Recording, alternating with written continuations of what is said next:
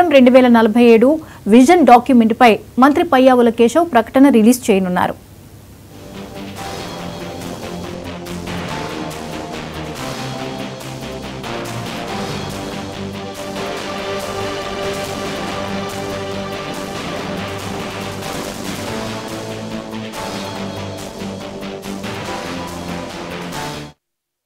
ఈ అంశంపై మరిన్ని అప్డేట్స్ ని ఏపీ బ్యూరో చీఫ్ రాఘవేంద్ర అందిస్తారు. రాఘవేంద్ర, ఇక తెలుగు రాష్ట్రాల్లో మనం చూసుకున్నట్లయితే పిఎస్సి ఎన్నిక అనేది ఒక ప్రతిష్టాత్మకంగా జరగనుంది, వివరాలేంటి?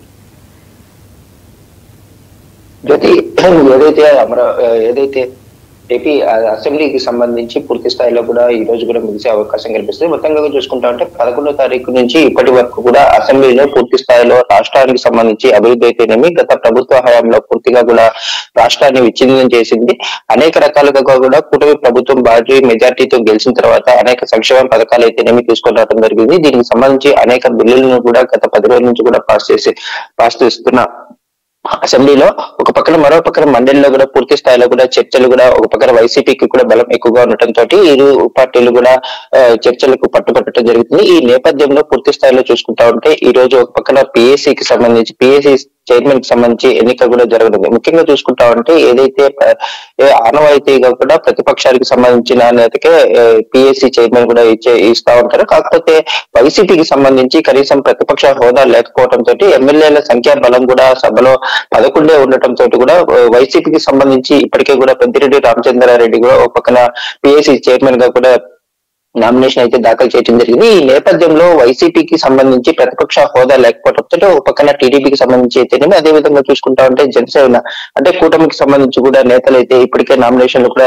దాఖలు చేయడం జరిగింది. తెలుగుదేశం పార్టీ తరఫున శ్రీరామ్ రాజగోపాల్, అదేవిధంగా జీవి నాగేశ్వర రెడ్డి, అరిమిల్లి రాధాకృష్ణ, అశోక్ రెడ్డి, బూర్ల రామాంజనేయులు, నక్క ఆనంద్ బాబు, కోర్ల లలిత కుమారి నామినేషన్లు అయితే దాఖలు చేశారు. అదేవిధంగా చూసుకుంటే జనసేన పార్టీ తరఫున పిఎస్సి చైర్మన్ కి పులివర్తి ఆంజనేయులు కూడా నామినేషన్ అయితే దాఖలు చేయడం జరిగింది. ఈ నేపథ్యంలో ఎటువంటి పరిస్థితుల్లో కూడా ఒక పక్కన ఇప్పటికే ప్రతిపక్ష హోదా లేకపోవటము, అదేవిధంగా చూసుకుంటా ఉంటే అంటే వైసీపీ అధినేత జగన్మోహన్ రెడ్డి కూడా ఈ విషయంలో ఒక పక్కన కోర్టుకు కూడా పోవడం జరిగింది. ఈ నేపథ్యంలో పూర్తి స్థాయిలో చూసుకుంటా ఉంటే ఇప్పటికే ఒక పక్కన నామినేషన్ అయితే పెద్దిరెడ్డి రామచంద్రారెడ్డి దాఖలు చేసినప్పటికీ కూడా సంఖ్యాబలం కానీ ఓటింగ్ కి కూడా ఈ రోజు జరిగే పరిస్థితి కనిపిస్తుంది. దీనికి సంబంధించి పూర్తి స్థాయిలో కూడా చూసుకుంటా ఉంటే జనసేన నేత అయిన పులివర్తి ఆంజనేయులకి కూడా ఒక పక్కన ముఖ్యమంత్రి చంద్రబాబు నాయుడు కూడా ఏదైతే పిఎస్సి చైర్మన్ కూడా ఎక్కువ మొగ్గు చూపినట్లు కూడా తెలుస్తుంది. ఈ నేపథ్యంలో పూర్తి స్థాయిలో కూడా ఇప్పటికే కూడా ఒక పక్కన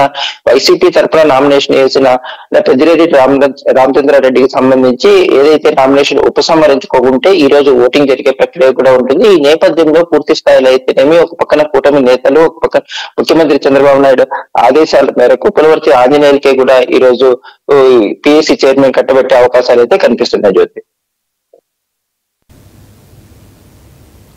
థ్యాంక్ యూ రాఘవేంద్ర.